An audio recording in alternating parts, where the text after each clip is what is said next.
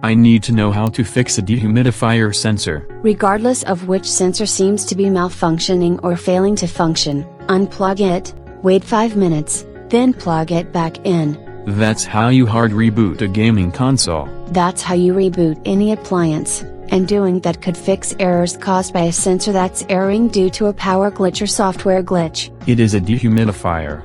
It doesn't get software glitches, and it doesn't update its software. If you're getting a lot of different errors and erratic functioning, too, you may have to fix the software error by replacing the motherboard. I might as well buy a new dehumidifier given the cost of the hardware and the price of someone to put it in. You can also check the conditions the dehumidifier is running in.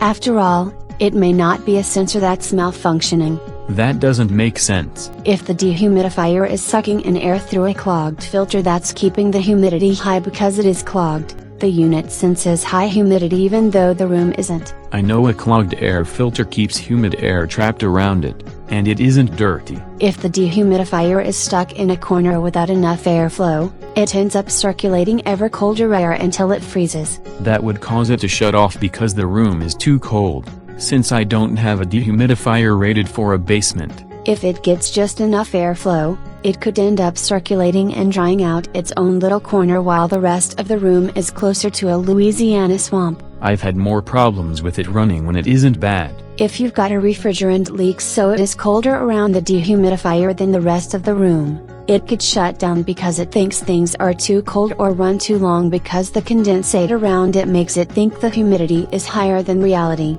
It will run longer and harder because of the refrigerant leak anyway. If the unit is running too long and hard and overheats, the temperature sensor will sense it is too hot. That'll stop when the refrigerant leaks all the way out or the unit shuts down when it is overheating. You can get all kinds of errors due to physical failures, so before you assume the sensor is the problem, make sure the dehumidifier works right. It has so far. So check the dehumidifier sensors are properly positioned, since one too close to the water bucket will say it is too humid while one right against the motor could read too hot. While I'm checking the sensor, I should check the wiring.